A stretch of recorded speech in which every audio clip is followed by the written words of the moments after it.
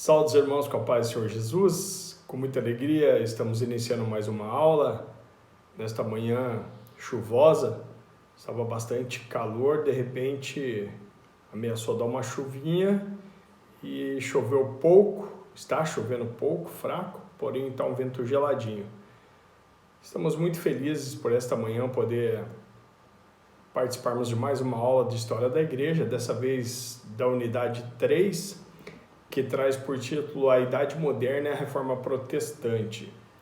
Um tema muito importante. Estávamos até então estudando a Alta Idade Média, agora passamos para a Baixa Idade Média, um momento em que iniciou muitas crises nesse período da história da Igreja. Bom, na aula de hoje, então, nós vamos conhecer um pouco mais sobre a situação da Igreja no fim da Idade Média, que também chamamos de Baixa Idade Média. Havia uma crise dentro do seio da Igreja Católica Romana nesse período, né? E esse aí foi um terreno muito fértil para que a Reforma Protestante achasse espaço para crescer, né, no imaginário popular. Foi então que foi se instaurando a Reforma Protestante aos poucos, fruto do trabalho de diversas pessoas, de diversos homens usados por Deus, né? Até que ela foi, vamos dizer assim, que culminou com a reforma propriamente dita, feita pelo monge agostiniano Martinho Lutero. Nós veremos ainda nessa unidade como a criação da imprensa pelo alemão Johannes Gutenberg foi muito importante para a difusão, contribuiu muito para a difusão das ideias luteranas.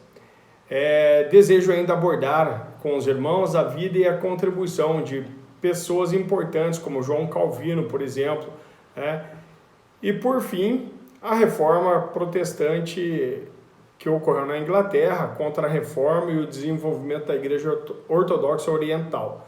Tudo isso pretendo abordar com os irmãos na aula de hoje. Para tanto, nós vamos aí no capítulo 1, que traz por título A Crise do Catolicismo Romano e a Reforma de Lutero. Ela teve, vamos por assim dizer, essa crise da reforma, a crise do catolicismo romano, ela ocorreu propriamente dito dentro de um cenário da Renascença. A Renascença foi um movimento conhecido, conhecido como Renascença, assim como o humanismo. Eles despertaram um novo interesse pela literatura clássica. Só que, dessa vez, os estudiosos não eram mais orientados pela vida religiosa, eles não ficavam mais presos nas ideias da igreja.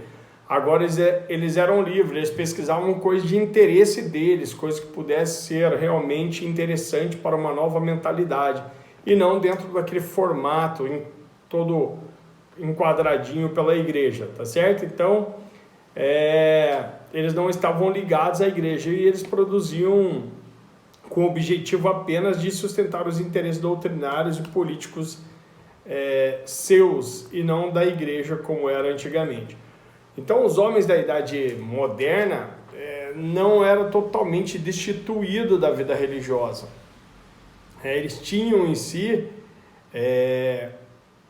vamos dizer assim, a semente da idade religiosa, da mentalidade religiosa. Porém, eles se destacavam mais pela cultura do que pela fé. Eles buscavam mais a cultura, o conhecimento, do que a fé propriamente dita. Ok? Essa busca por conhecimento de cultura, principalmente da língua grega e hebraica, por exemplo, levou o povo a investigar os verdadeiros fundamentos da fé. Não mais aquelas ideias, aqueles dogmas que a igreja tinha, mas independente desses dogmas da igreja de Roma. E por toda parte era possível ouvir fortes críticas à Igreja Católica Romana. Muitas pessoas estavam descontentes com o que a igreja fazia, e conforme eles iam estudando, iam aprendendo, tanto mais estudava, mais aumentava essa insatisfação com a igreja romana. No item 1.1 do nosso livro, ele fala sobre a urgência da reforma na igreja. Essa igreja, a igreja institucional, vamos por assim dizer, na transição ali do século XV para o século XVI, ela passou por uma crise muito acentuada, por diversos problemas. Diversos papas renascentistas, por exemplo, mostravam maior preocupação com a arte, com o esplendor da cidade eterna, de pintar e retratar a cidade eterna e a vida, né?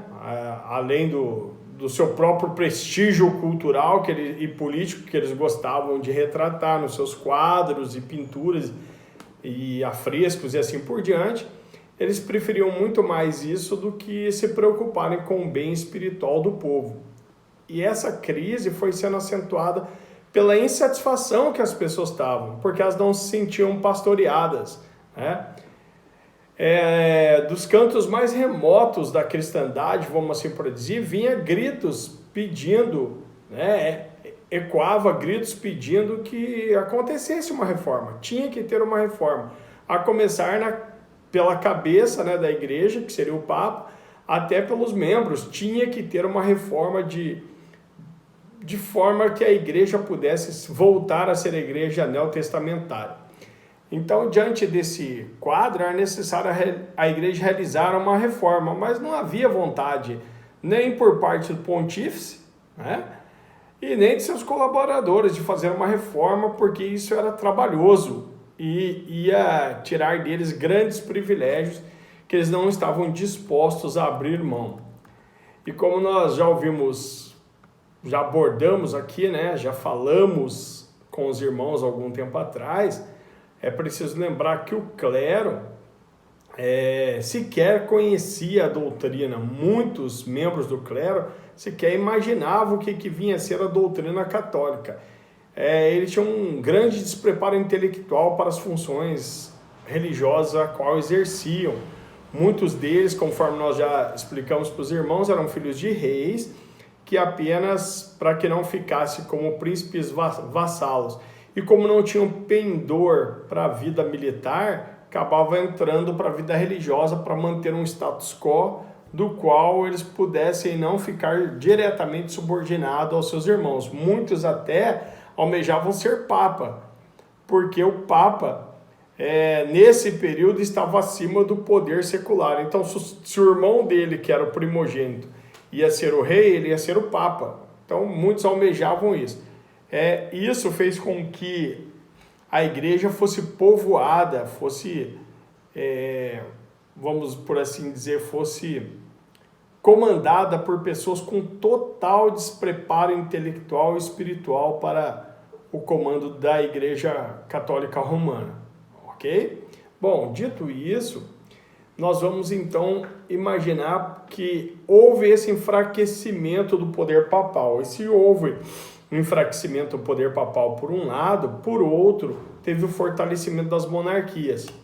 E com o fortalecimento das monarquias nacionais no século XV, surgiram diversos conflitos políticos, por exemplo, né, entre autoridades da igreja e alguns governantes europeus, porque a igreja queria se impor e alguns não aceitavam isso. Os dirigentes desses estados, eles estavam insatisfeitos com Roma e viam no fato da igreja estar fora dos seus domínios, como por exemplo, a Inglaterra se via insatisfeita com Roma porque Roma estava, com a Igreja Católica, porque a Igreja Católica estava em Roma. Então, seria uma espécie de estrangeirismo, pessoas de fora querendo interferir em seus países. Para eles, então, esse estrangeirismo era confirmado pelo fato, por exemplo, das doutrinas católicas e até da Santa Missa ser realizada em latim, né? O que mostrava que a igreja não tinha empatia alguma por aqueles países onde estava. Como que uma missa na França ia ser realizada em latim e não no idioma franco? Então eles tinham essas divergências. De certa maneira, então a reforma protestante ela vinha atender os anseios desses governantes, né? Por quê? Porque ela daria mais liberdade, né? E além de muitas coisas, a reforma ajudava no sentimento nacionalista, porque tirava-se a igreja, uma vez que falava latim e que pertencia, entre aspas, a Roma, né? E passava então a ter uma reforma protestante no idioma local, com a cultura local e assim por diante. Isso então ajudava a fortalecer esse sentimento nacionalista, pois afirmava que a identidade e a autonomia daquele povo estava garantido, ok?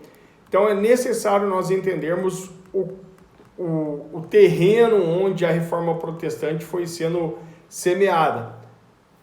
E muitos papas que antecederam a reforma, eles colaboraram para que a reforma acontecesse, mesmo que involuntariamente, né? Na verdade, involuntariamente. As atitudes deles negativas jogavam o povo para o outro lado.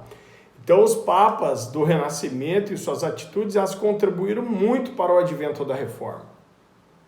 Vejamos, por exemplo, o Papa Alexandre, né? Mais conhecido é Alexandre VI, ele é mais conhecido como Rodrigo de Borgia. Ele ficou à frente da igreja de 1492 até 1503. Podemos dizer, sem sombra de dúvidas, que esse foi o período mais negro da Igreja Católica. Esse foi certamente o período em que a igreja passou por um momento difícil, por um momento complicado, né? Um momento nebuloso da igreja. Por quê? Porque esse Papa, ele foi terrível. Ele só foi eleito cardeal por causa do seu tio, que era o Papa Calixto III. Então, o seu tio, para beneficiá-lo, para beneficiar o sobrinho, o elegeu como cardeal. Mas ele foi advertido logo em seguida, quando o Papa Pio II assumiu, ele foi advertido diversas vezes por sua vida desregrada. Ele possuía inclusive um adultério com Vanosa Cantanei, né?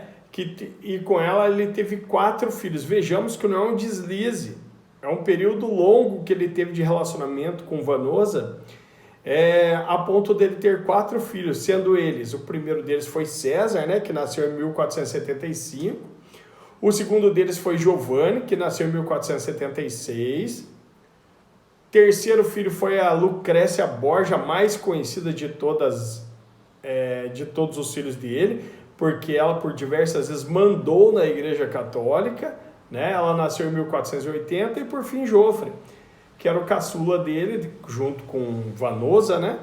E que nasceu em 1481. Bom, mas ele teve outras amantes. Uma que também ficou bastante conhecida foi Júlia Farnese, com quem ele teve diversos filhos e que a história não se empenha em relatar qual o nome desses filhos. Bom, ele foi eleito Papa por um meio sombrio, né? Durante o período do conclave, para que ele pudesse ser eleito, ele pegou alguns dos seus seguidores, alguns daqueles bispos que eram fiéis a ele, e pediu a esses bispos que subornasse o Santo Clero para que pudesse comprar a eleição. E assim, então, ele derrotou Giuliano della Rovere, que viria a ser o Papa depois dele. Nós ainda vamos falar dele ainda. Mas mesmo como Papa, ele continuou mantendo a sua vida desregrada, sua vida de adultério, sua vida de pecados.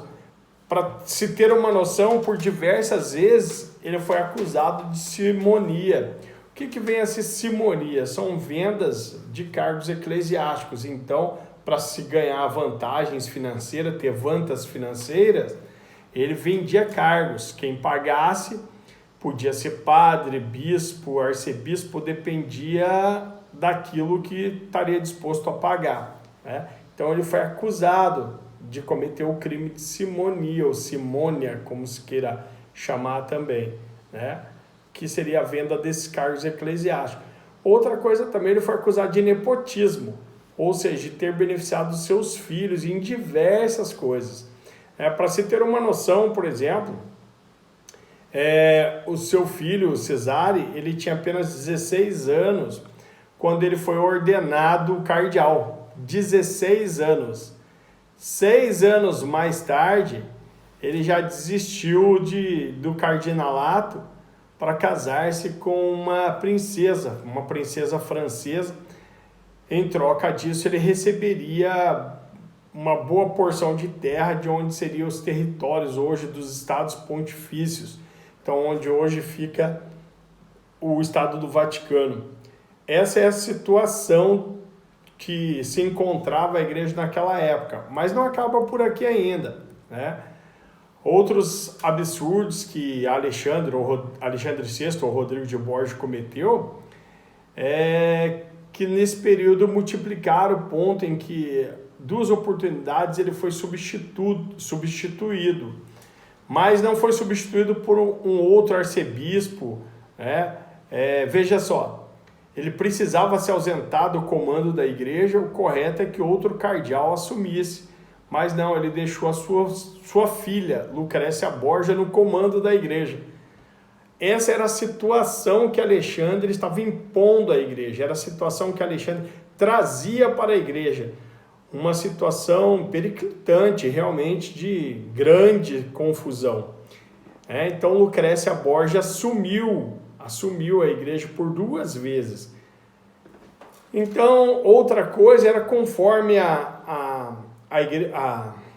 conforme a coroa espanhola ia descobrindo aqui a América, ele ia partilhando essa América, dando direito de posse para a coroa espanhola. Ele, inclusive, concedeu uma bula, né, na qual autorizava a Espanha, a coroa espanhola, possuir todas as terras do continente americano, né? Aquelas terras que haviam sido descobertas pelo explorador Cristóvão Colombo.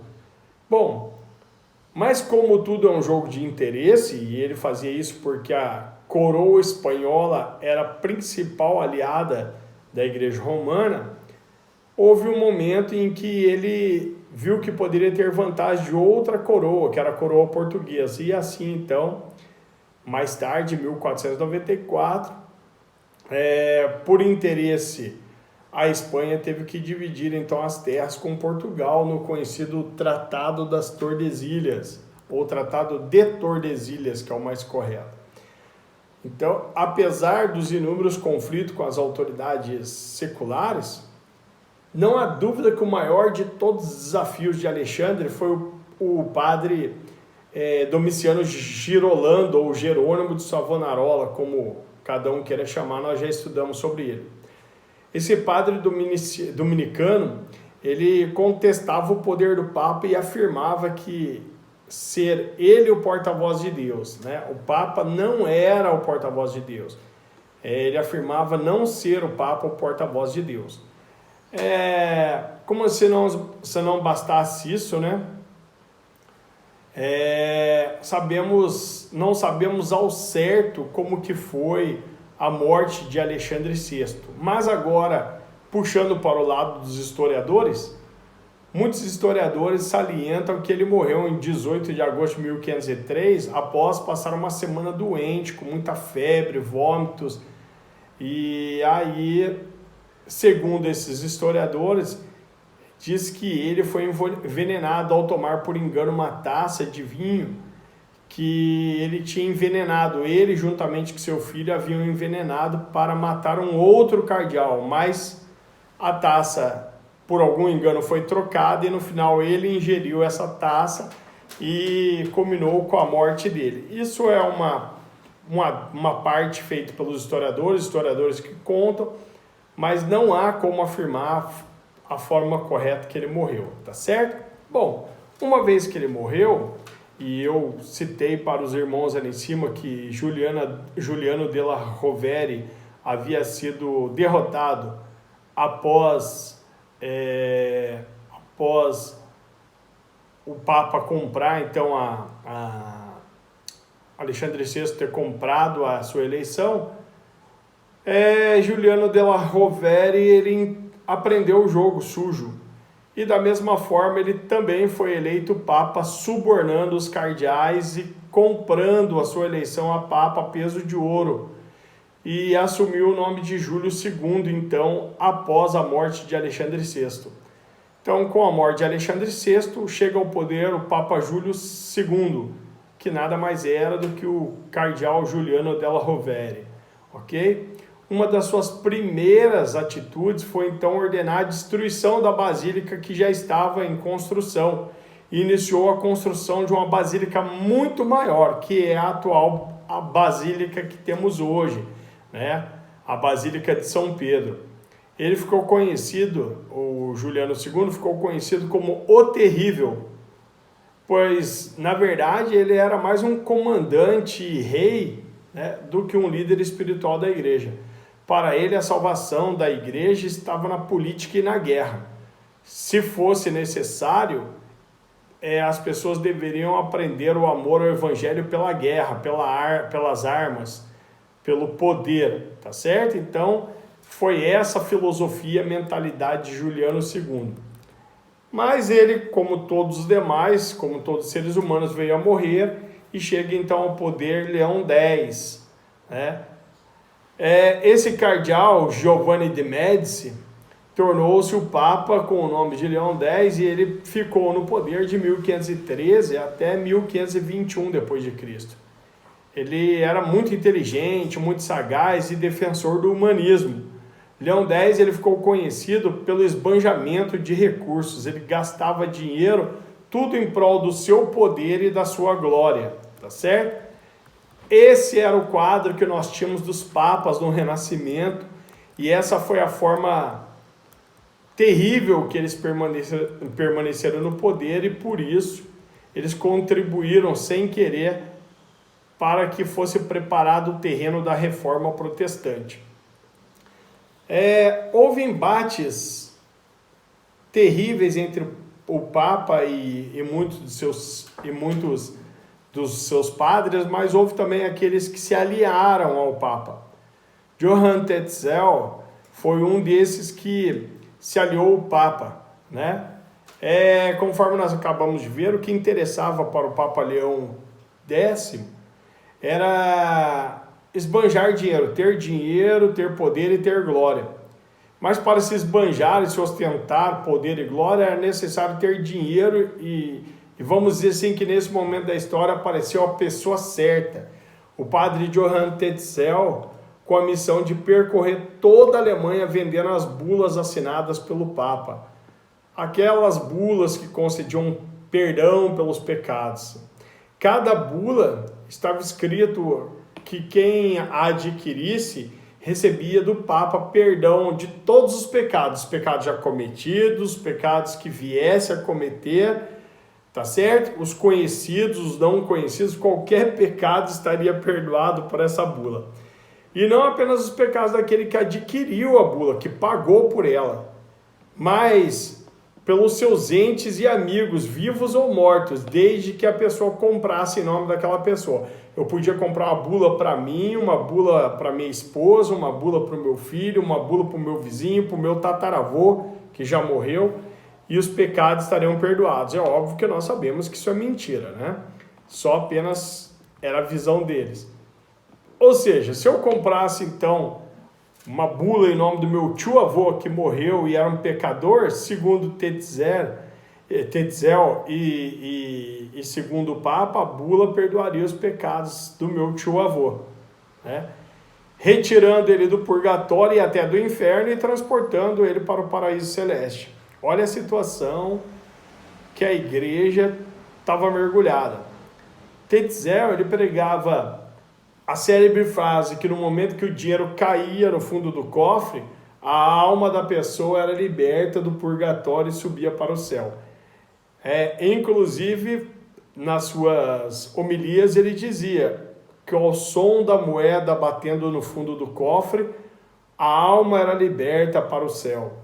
Bom, Martinho Lutero, então, que ele era um monge e pregador da Universidade de Wittenberg, ele começou então a pregar contra Tetzel e sua companhia de venda de indulgências, né?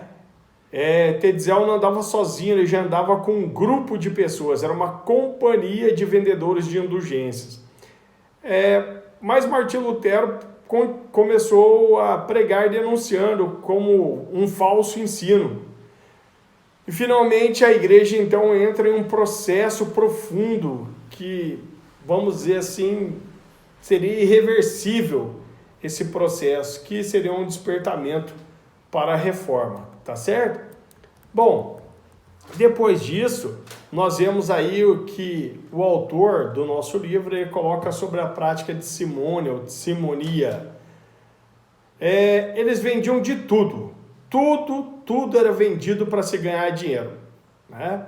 Era um golpe atrás de outro, os membros do clero iludiam a boa-fé das pessoas. Vejamos só, eles vendiam palhas da manjedoura onde Cristo nasceu, espinhos da coroa de Cristo, panos com o sangue do rosto do Salvador, pedaços dos cravos e lascas da cruz, né? Essas eram apenas algumas das falsas relíquias que eles vendiam, que o clero vendia, iludindo a boa-fé e enganando milhares de cristãos apenas para abastecer os cofres de Roma e os seus próprios bolsos, a fim de que pudesse manter, vamos por assim dizer, seu status, né? E manter a sua glória diante das pessoas que os acompanhavam. Mas na verdade eram tudo enganação, tudo charlatanismo. Bom, mas houve um tempo em que as coisas começaram a mudar, né? E como Deus faz tudo no tempo certo, nesse período veio então acontecer um fato que mudou, tanto quanto hoje a internet mudou a vida da sociedade pós-moderna, também isso mudou da sociedade moderna daquele período, fim da Idade Média e início da Idade Moderna. Vamos lá então. É difícil explicar para a sociedade de hoje, para os jovens que já nascem com o celular na mão, que já nem imprimem mais as coisas, mandam mensagens todos por meios eletrônicos, é difícil explicar o quanto um folheto impresso pode influenciar a vida de alguém, né? Isso por dois motivos. Primeiro, que vivemos então nessa sociedade, né, onde os dispositivos estão aí fáceis para poder se comunicar, e segundo, porque temos uma geração de jovens que não valoriza mais aquilo que está escrito, e sim o que se transmite virtualmente. Mas imagine uma sociedade feudalista, onde as pessoas em si, né, as pessoas mais abastadas, seus filhos, na maioria, podiam estudar, né? Tinham condições de estudar, era caro estudar, né? Não era de graça, era caro, e os livros, poucos que existiam, eram livros manuscritos, feitos por escribas, eram caríssimos e levavam muitas vezes anos para ficar pronto. Às vezes um pai, para que o filho pudesse entrar na faculdade aos 14 anos de idade, que era dos 14 até os 18 que se estudava, esse pai tinha que encomendar com 6, 7 anos de idade o livro, para que o livro ficasse pronto 8 anos depois, tá certo? Isso também tinha uma outra dificuldade. A maioria da população era uma população camponesa que vivia no sistema feudal e que eram analfabetos. Somente os filhos de ricos mais abastados é que sabiam ler e escrever, ok? Bom, sem a imprensa então, sem ter livros nas mãos, ficava difícil mudar essa realidade, né? Porque os livros eram compilados, eram caros, eram difíceis. Imagine o quanto que não custava, por exemplo, um exemplar da Bíblia, que era o principal livro naquele período. Então eram caros e eram poucos que conseguiam fazer para si essas cópias. Porém, em 1455, um fato muda essa história.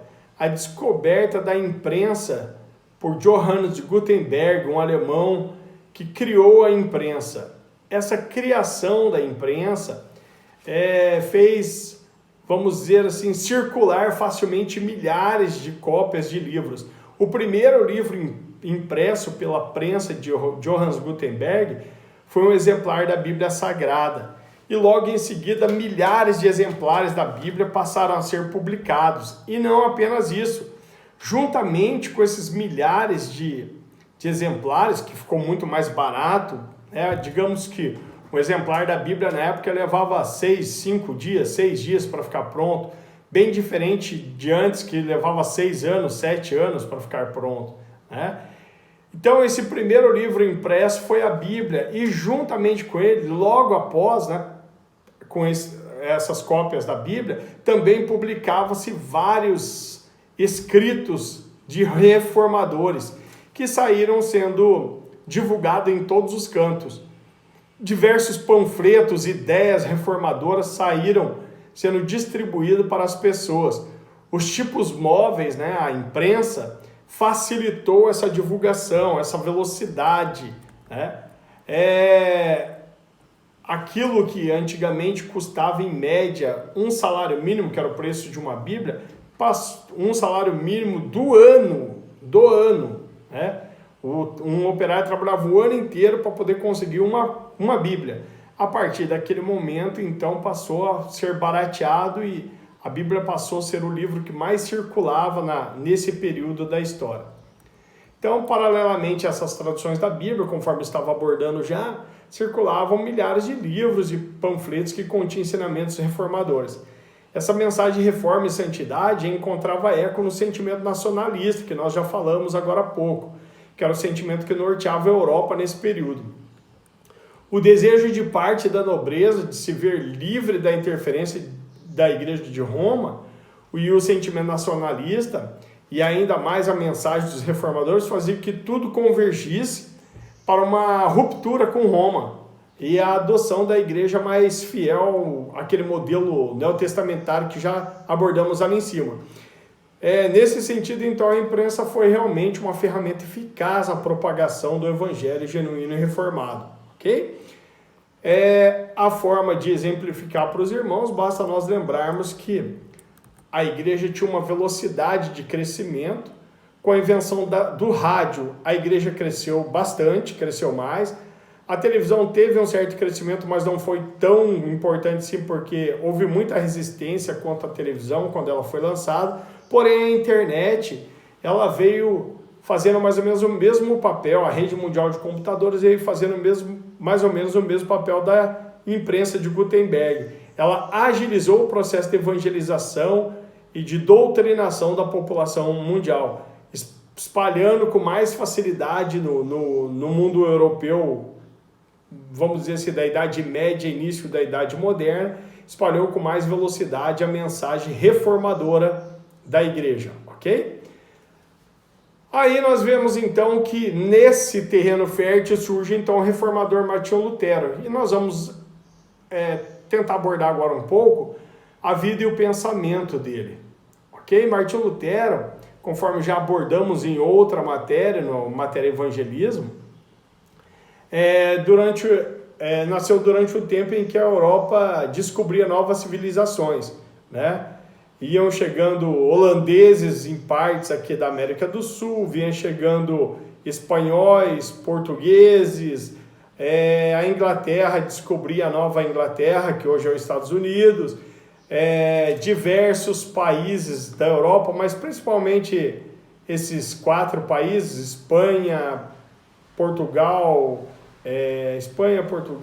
Inglaterra e Holanda, se lançavam ao mundo, descobrindo várias ilhas, territórios e assim por diante, inclusive aqui a América descoberta por Cristóvão Colombo. Bom, quando o Renascimento, então, ele reinava com admiração por uma cultura clássica grega, não apenas grega e latina, né? Onde os pensadores regressavam às fontes da antiguidade. Nessa época do humanismo, principalmente na Itália, acho bom os irmãos grifarem bem isso aí, até coloquei em vermelho, não sei porquê, mas nessa época do humanismo, principalmente na Itália e Alemanha, a retórica, a gramática, a dialética confrontavam as ideias do escolasticismo, que nós já falamos lá atrás, que criou camadas de ideias não bíblicas sobre os dogmas da Igreja Católica, sobre as doutrinas católicas.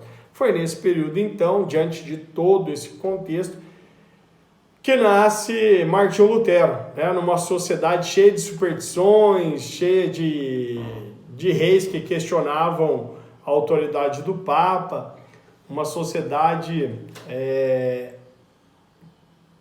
vamos dizer assim, ressentida, né? Com a autocracia, com a nobreza, E aí ainda diante de uma imprensa de tipos móveis que estava nascendo e trazendo uma novidade, novas ideias para aquele período, ok?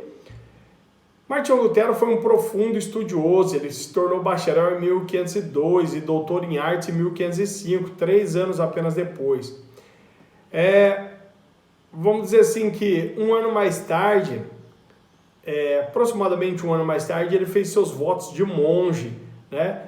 E foi ordenado então sacerdote, tendo-se mudado para o mosteiro e ali iniciou então um estudo mais aprofundado da teologia conforme ele acreditava. Martinho Lutero, ele foi enviado em 1510 para Roma numa missão de sua ordem, uma missão muito importante. Mas ao chegar em Roma, ele ficou assustado e desiludido com a igreja. Não era por menos, né? Porque ele via no Papa Juliano II e em boa parte do clero uma baixa moral, né? A moral deles era uma coisa assim muito leviana, um mundanismo que predominava nos clérigos. Eram padres e o próprio Papa que não tinha vínculo nenhum com a Igreja de Cristo realmente. No ano seguinte, ele é enviado novamente para Wittenberg, ou para Wittenberg, como alguns dizem, onde ele completou os seus estudos e doutorou-se em teologia. Naquele mesmo ano, ele foi nomeado cátedra de ensino da Universidade de Wittenberg. Bom, após intensas lutas espirituais, onde ele buscava em Deus ser merecedor, né, da salvação, mas em todo tempo ele achava que ele era impuro, ele impunha a si mesmo regras duras, né, mais duras ainda do que a vida monástica já lhe colocava. Mesmo assim ele se sentia imerecedor. Ele, ao se aprofundar nos seus estudos, certo dia ele se depara com uma passagem da Bíblia que diz que o justo viverá pela fé. E ele aprende então, se aprofundando nesse tema, que a justificação é pela fé e não por obras e nem por merecimento. Assim, nós podemos dizer que a Reforma Protestante ela tem um capítulo importante, porque em seguida, diante de diversas tentativas de ver o próprio clero, o próprio Papa, o alto clero fazer uma reforma na igreja, Martinho Lutero então chega à conclusão que para combater as heresias é necessário pregar as 95 teses na porta da Catedral de Wittenberg, ok? Em 1517, então, há uma decretação da bula papal. O Papa Leão X, ele promulga uma das mais notáveis vendas de indulgências já vistas na Europa, né? Isso acelerou essa crise.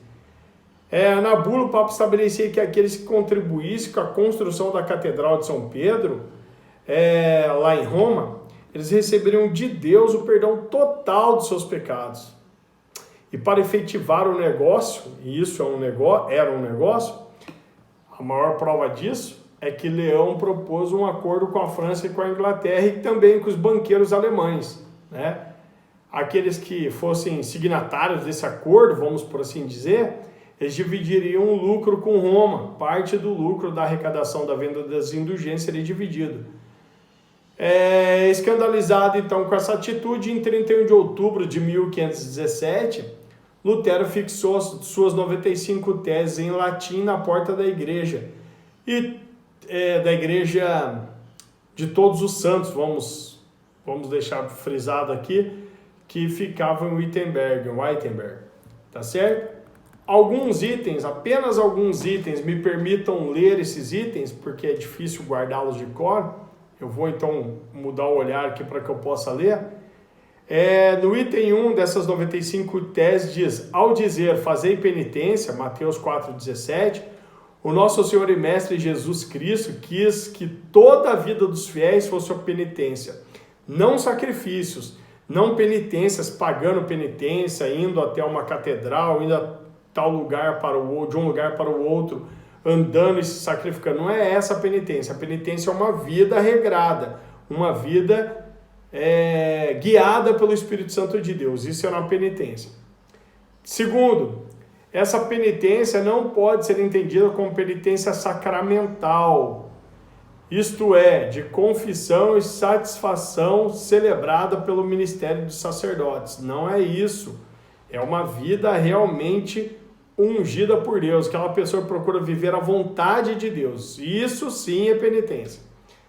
No item 20, que é o terceiro que nós separamos aqui, ele fala, portanto, por remissão plena de todas as penas, o Papa não entende simplesmente todas, somente aqueles que ele mesmo impôs. Ou seja, não há como o Papa perdoar pecados, não perdoar penas que foram dadas contra as pessoas. Há somente as penas que o próprio Papa colocou, ok? E depois tem mais algumas aqui, nós vamos pular aqui para poder darmos continuidade em seguida.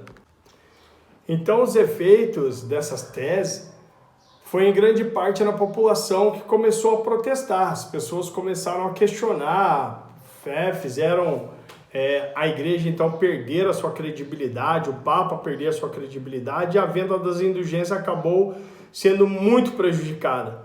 Imagine o quanto o Papa Leão X não ficou furioso com isso, né? E até por ordem dele, ele chamou então o líder da ordem dos agostinianos e mandou então ele, vamos dizer assim, silenciar Martinho Lutero.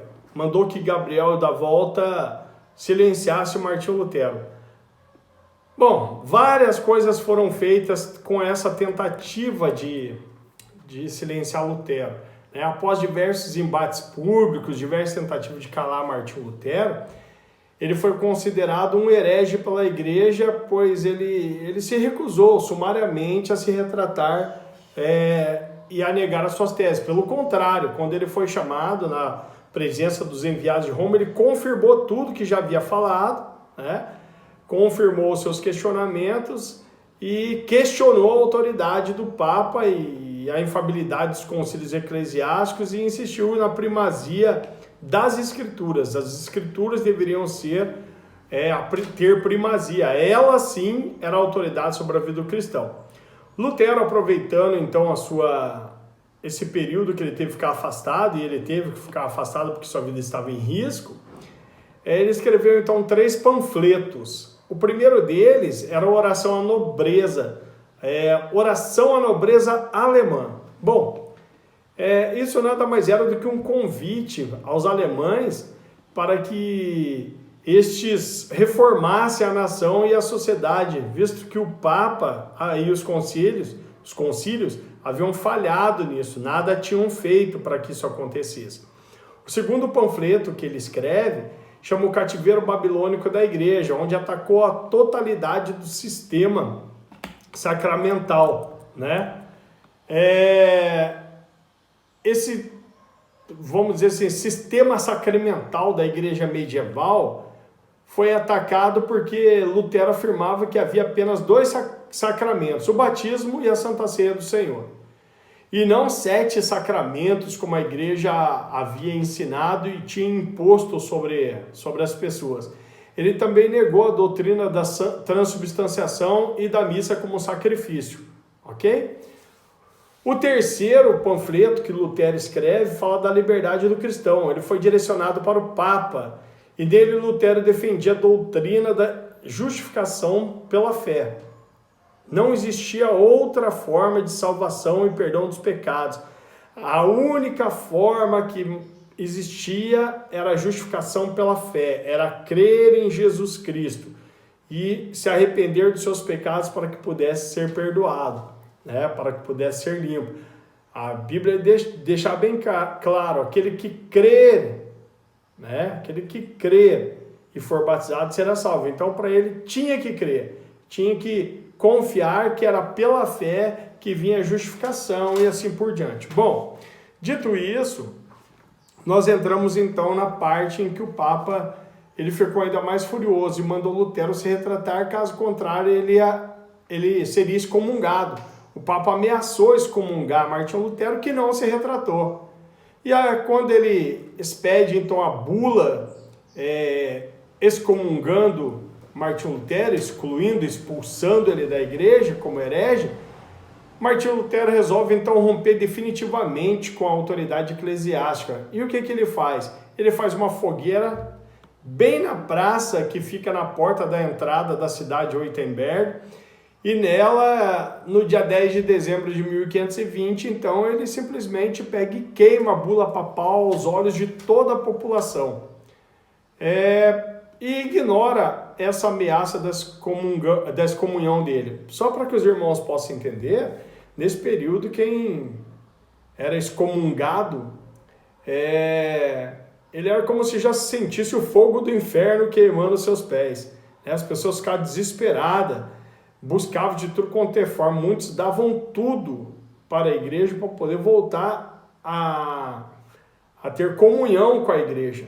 Muitos reis abdicaram do trono para voltar a ter comunhão com a igreja. No entanto, Martinho Lutero ignorou esse fato, rompendo definitivamente com a igreja, queimando a bula papal, ignorando o que estava ali, porque ele acreditava corretamente, fica aqui um grifo meu, que